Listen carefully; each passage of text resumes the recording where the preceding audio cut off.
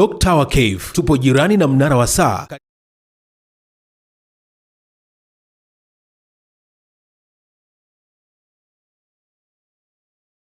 Ya kimichezo yale ambayo tunajaliwa kuwa nayo kuandalia hapa, lakini jambo kubwa kabisa huwa ni katika engo ya mjadala mfupi tu ambao huwa tunakuwa nao kuweza kudiscuss kile ambacho tuko nacho katika meza yetu ya michezo ndani ya Daima Sports. Asante kwa mwana familia mpya ambaye ndio kwanza muda huu unaungana nasi na unahakikisha tu katika nafasi hii uliyoipata ya kuungana nasi kutazama. Basi kama hujafanya hivyo, fanya hivyo hivi sasa. Unaweza kusubscribe hapo, lakini ili kuongeza familia hiyo kubwa zaidi ya wale ambao wanatufuatilia, unaweza share hapo, lakini kubwa unaweza like, lakini kama una maoni pia unaweza kutuandikia hapo katika comment kwa uzuri sana. Karibu, mimi naitwa Frank Kivegula, nitakuwa na Lufingo Nziku, mchambuzi na mdau wa michezo ambaye tutakuwa naye hapa leo kuweza kufanya mahojiano kwa uchache tu, na kubwa tutagusia eneo la ligi kuu soka Tanzania bara. Je, tunaonaje misuli ya vilabu vya Azam na Simba katika kumkimbizia Yanga kunako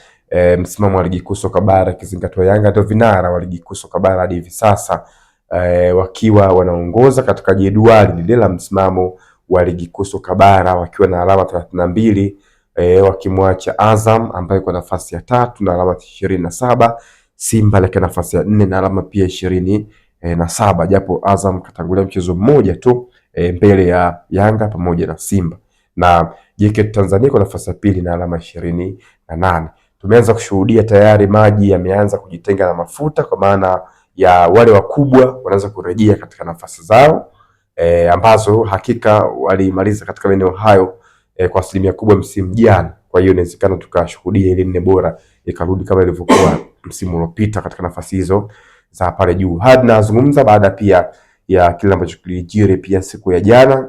Lufingo, tulishuhudia Azam akipata ushindi bao 3 dhidi ya timu ngumu kabisa Dodoma Jiji. Simba alipata pia ushindi dhidi ya timu nyingine ngumu tu Singida, na kufanya aweze kukaa nafasi hiyo, Simba nafasi ya 4 na Azam kusogea hadi nafasi ile ya 3. Sasa kimahesabu ni wazi kabisa kwamba mbio zinaweza kuwa ziko open kabisa endapo Azam na Simba kuendelea kuwa na kasi hii, na huku wao kimwambia babaya Yanga ambaye yuko mbele yao. Huku Yanga leo kwa mchezo mkali kabisa dhidi ya Prisons, lakini unaweza kuona kuna dalili fulani za Yanga kufuatiliwa na watu fulani katika nafasi yake ya juu, kwamba Yanga ndio anaongoza lakini hawezi sana kukufuta kwa sababu kuna watu wanamfukuzia. Ni muendelezo wa ligi kuu, na ni kila mmoja kuna wakati anakuambia kila mmoja shinda mechi zako, kitu ambacho kitakufanya wewe mwisho wa msimu tujue upo kwenye eneo gani.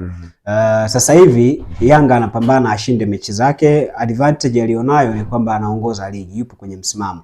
Lakini pia Simba anafikiria kushinda mechi zake, lakini kuna mechi lazima ajue ni muhimu kushinda. Hasa za mechi ambazo wenzake wamemtangulia kwenye alama. Ukianza na Young Africans, ukija kwa Azam FC ambaye mechi ya kwanza ya mzunguko wa kwanza tayari kashapoteza dhidi ya Azam na kasale dhidi ya Young Africans. Kwa hiyo kila mmoja anatamani kushinda mechi zake, lakini kwenye kushinda mechi zako lazima umpunguze kasi aliye mbele yako.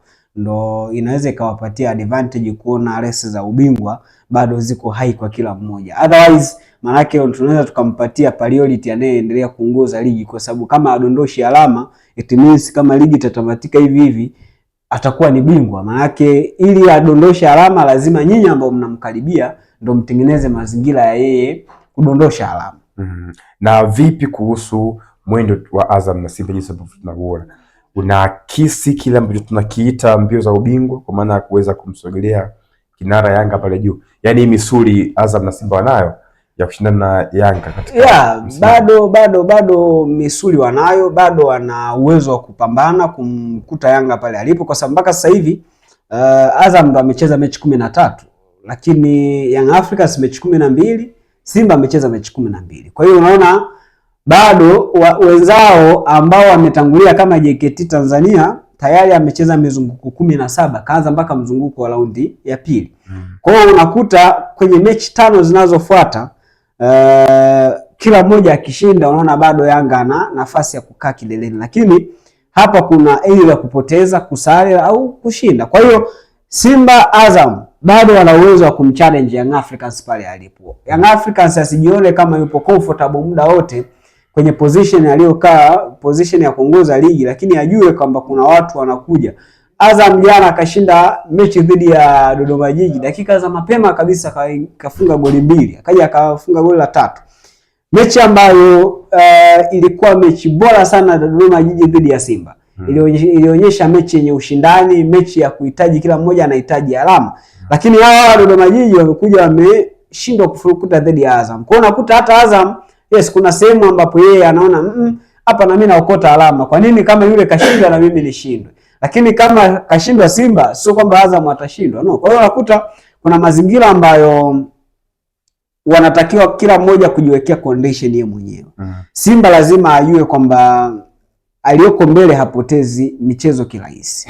Na Azam lazima ajue naye mfukuzia hapotezi michezo kirahisi. Kwa hiyo kila mmoja kwa nafasi yake lazima atambue anatakiwa kushinda michezo yake. Kwa Simba kacheza mchezo mgumu sana jana dhidi ya Singida Black Stars. Na kushinda mchezo kama Singida maana kuna sehemu ambapo wewe unazidi kupunguza gap la mechi ngumu. Kwenye mzunguko wa kwanza tayari Simba yakutana na big games kama 3. Maana yake akutana na Azam kapoteza 2-0, kakutana na Yanga kasale bila, kakutana na Singida. Hizi ndio timu kubwa ambazo at least unaweza kusema zina msuli wa kifedha na zina uwezo wa kucompete kwenye swala zima la wachezaji. Maana yake wachezaji wanaweza wakabadilishana position kwenye timu yoyote ambayo wanakwenda kucheza kati ya hizo timu mbili. Kwa hiyo unakuta kama kwenye big games 3 ameokota alama 4. Ama kashinda mchezo mmoja. Maana yake bado kumbe kuna ugumu upo. Yaani sio kirahisi tu wewe kwenye mechi 3 uokote alama 9. Kwa hiyo kuna ugumu upo ambao kila mmoja anatakiwa kuwa nao makini. Simba anatakiwa kuwa nao makini, maana kuna mzunguko wa pili, hizo timu lazima ukutane nazo tena. Kwa hiyo inategemeana kwenye mzunguko wa pili umejipangaje. Bahati nzuri au ilivyo bahati kwamba wana mechi takriban 4 mpaka kumaliza mzunguko wa kwanza. Kwa hiyo lazima washinde hizi mechi. Wanapoingia mzunguko wa pili lazima ajue tena kuna big games 3 mpaka 4 ambazo yeye anatakiwa kuzishinda. Kwa hiyo unakuta Simba kwenye mazingira aliyopo kweli anaweza kumchallenge. Lakini kwenye kumchallenge wa kwanza ambaye anatakiwa kuanza naye ni yule ambaye anakuzidi alama na yule ambaye mnafukuziana. Yaani Simba anasema hawezi akasema anatakiwa kupambana na Tanzania Prison au anatakiwa kupambana na KMC. Yeye anatakiwa afikirie kwenda kushinda mechi na KMC. Afikirie kwenda kushinda mechi na Prison, let's say na Mbeya City. Lakini sio kupambana, kwa sababu huyu hamfukuzi kwenye ubingwa, hamfukuzi kwenye huyu, anatakiwa wapambane uwanjani, kila mmoja atafute kukusanya alama. Otherwise maana yake utaacha room kwa unaoshindana nao ku relax. Anaoshindana nao Simba ni Azam, Young Africans. Hao ndio timu pekee mbili ambazo zinashindana kwenye resi za ubingwa. Mimi siwatoi Azam mapema kwenye resi za ubingwa kwa sababu bado michezo ipo. Manake Azam ana mchezo tarehe 15. What if dhidi ya Yanga? Dhidi ya Yanga. Nafikiri mchezo pekee ambao Azam anashikilia roho mkononi kuweza kujiona yuko hai katika ubingwa ni kumpunguza Yanga. Kumpunguza kasi. Wakikutana. Lakini kama akipoteza sidhani kama Azam atabaki na hiyo nguvu. Yeye mwenyewe anaweza yaani unajua spirit ya wachezaji inaweza ikawa kubwa sana kuelekea mchezo wa tarehe 15. Kwa sababu wanaamini, unajua Azam kila mmoja anaamini ni timu ambayo ipo for leisure. Umeona? Kwa nini? Kama sio shindani kweli. Sio shindani. Ubingwa. Kwa nini watu wanaamini Azam ina kila kitu, ina facilities, ina fedha, ina miundombinu mizuri, inaweza kufanya kila kitu, inaweza kusafiri popote inapopataka. Kwa nini hawashindani ubingwa? Watu wanaamini labda timu haipo kwa ajili ya kushindania ubingwa. Lakini wana challenge.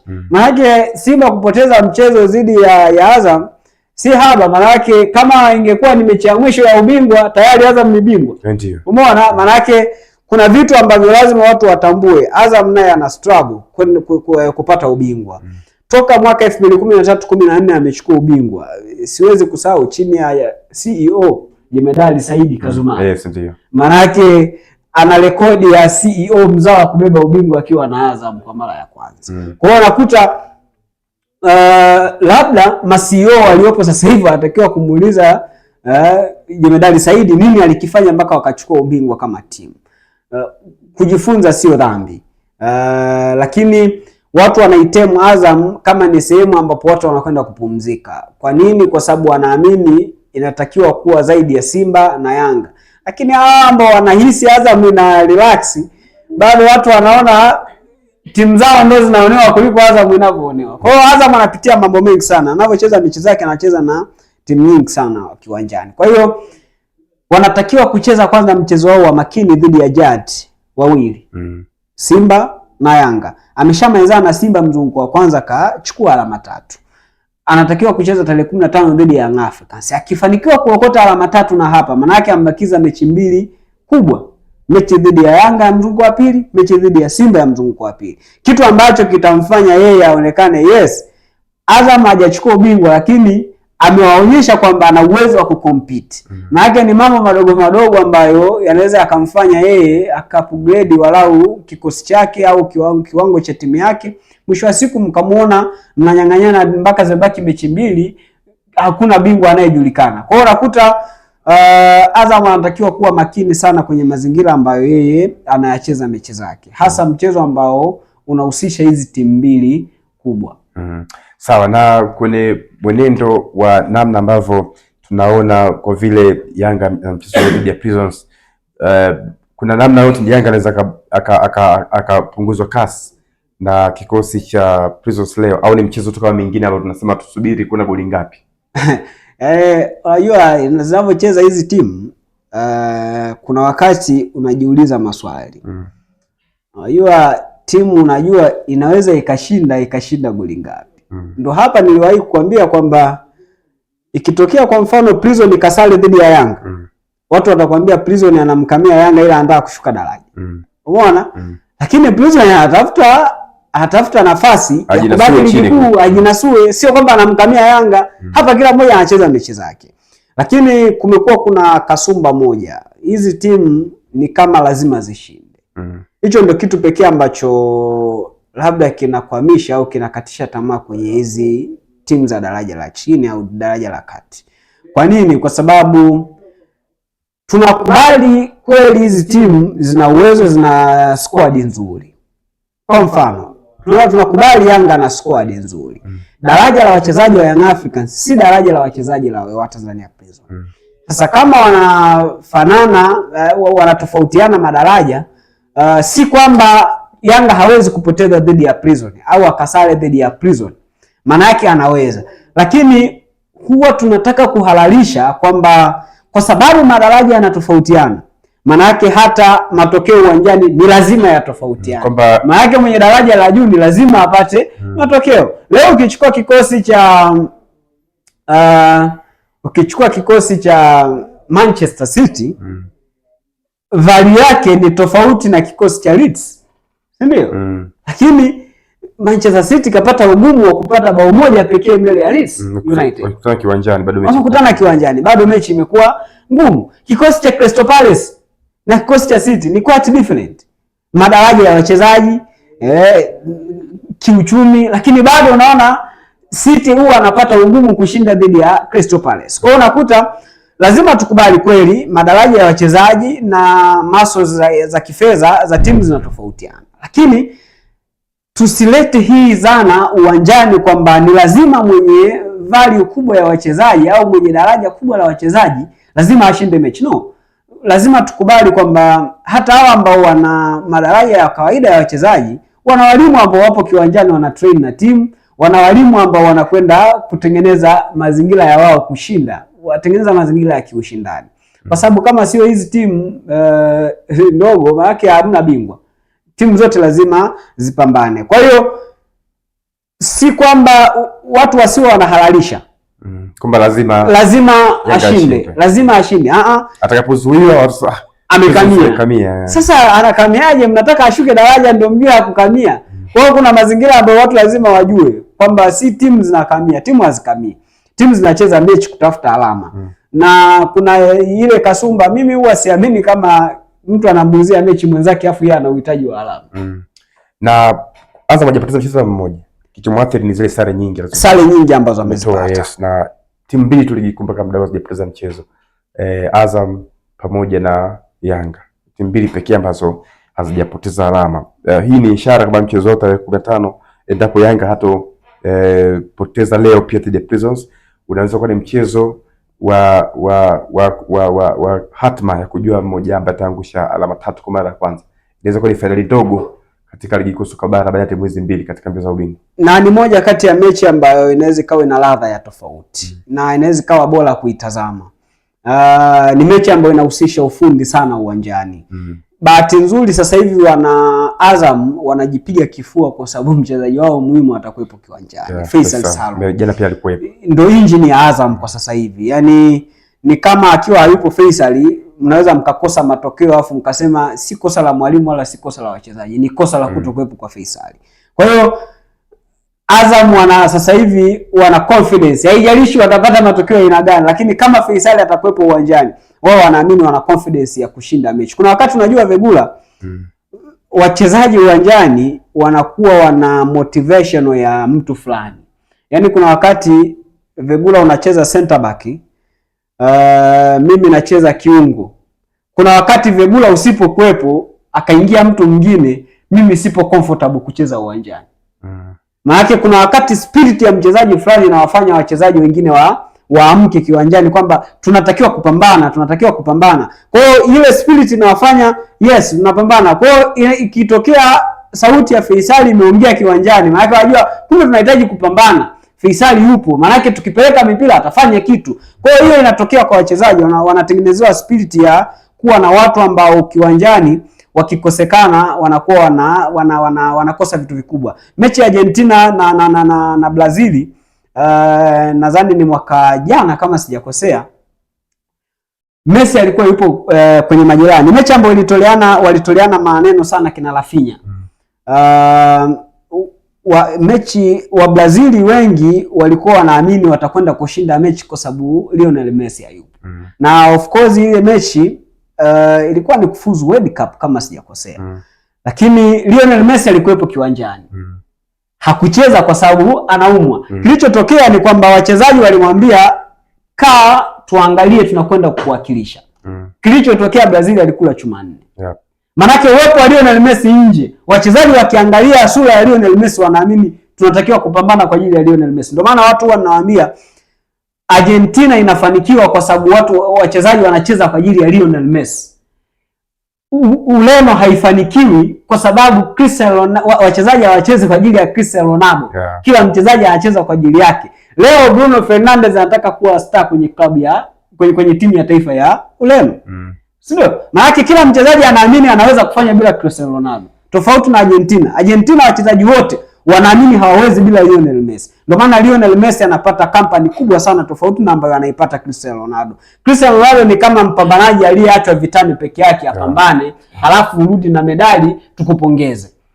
Otherwise combination ya wenzake inakuwa ni ndogo sana tofauti na mwenzake. Ndio maana mwenzake unakuta kuna vitu vingi sana anaonekana anasapotiwa kwenye timu yake au anaonekana yuko timu ina muunganiko kwa sababu wachezaji wamekubali kwenye nchi yetu hakuna bora zaidi ya Lionel Messi. Kwa hiyo wote tunatakiwa kupambana na Lionel Messi astaafu vizuri. Ndio maana mjadala wa Cristiano Ronaldo na Lionel Messi utakuwa bado ni mgumu kwa sababu huyu ana World Cup, huyu hana. Na huyu hawezi kupata World Cup leo wala kesho.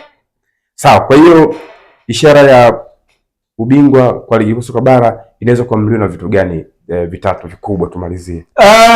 Ubingwa wa Tanzania kwanza unaamliwa na quality ambaye atakuwa bora, kwa sababu licha ya kwamba mambo mengi sana Vegula yanatokea. Mambo mengi sana huwa yanatokea. Kuna scenario ya waamuzi, scenario ya timu si imefanya nini, kimeenda kikarudi, lakini kama kutakuwa kuna hizo scenario zote hauna quality team ya kuamua hayo mambo, kwa sababu kuna wakati unaweza kupewa mkwaju wa penalty tukakosa. Kwa lazima uwe na quality. Ukishakuwa na quality unaweza ukatazama mbele nini unatakiwa ukifanya mbele. Kwa lazima kwanza timu kuwe na quality kwenye timu. Ubingwa timu inaweza kupata ubingwa. Lakini ukiachana na quality lazima muwe na mshikamano kuanzia management mpaka wachezaji. To be honest, wachezaji ndio watu pekee ambao ni rahisi kumfukuzisha kocha kazi. Na hicho tumekiona sana kwa asilimia kubwa, huo mshikamano unaosemea tumeona zaidi nafikiri kwenye klabu ya Yanga kwa misimu ya karibuni. Maana yake bila misuguano, hamna misuguano, huoni skendo, huoni matatizo, maana yake ni kwa rozano, mashabiki na viongozi, viongozi na wachezaji, viongozi kwa viongozi. Huoni, unaona muda wote ni kama, unajua watu wanaweza akawa na matatizo ndani. Lakini hawajaruhusu yale matatizo yatoke public.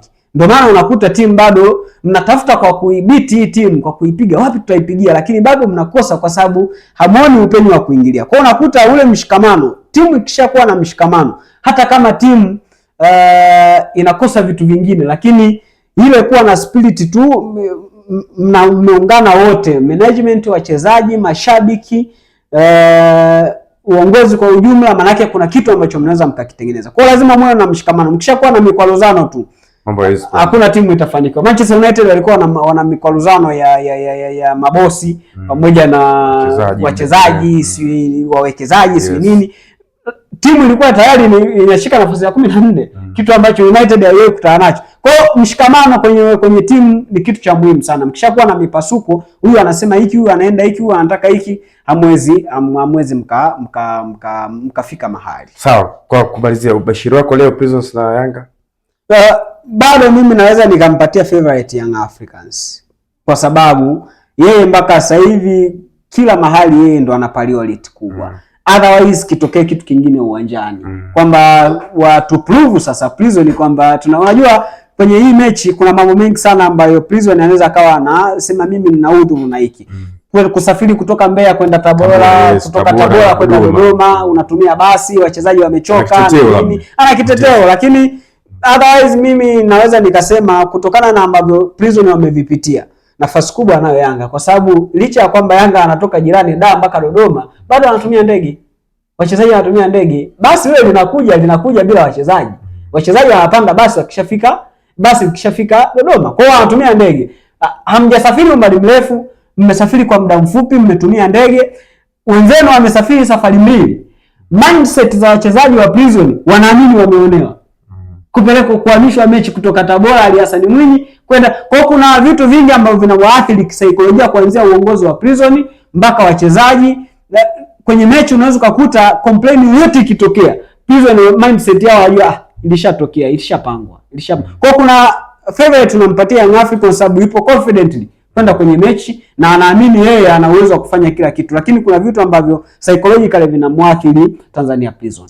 Sawa, ni Lufingo Nziko kimalizia tathmini yake ya uchambuzi mzuri kabisa kuhusu mbio za ligi kuu soka bara na mchezo hii leo Prisons saa 2 dhidi ya kikosi cha Yanga. Sisi tuna la ziada, tukomea hapo kwa leo. Asante kwa yeye ambaye alishiriki nasi vizuri kuanzia tulipoanza hadi muda huu sisi tukifikia tamati.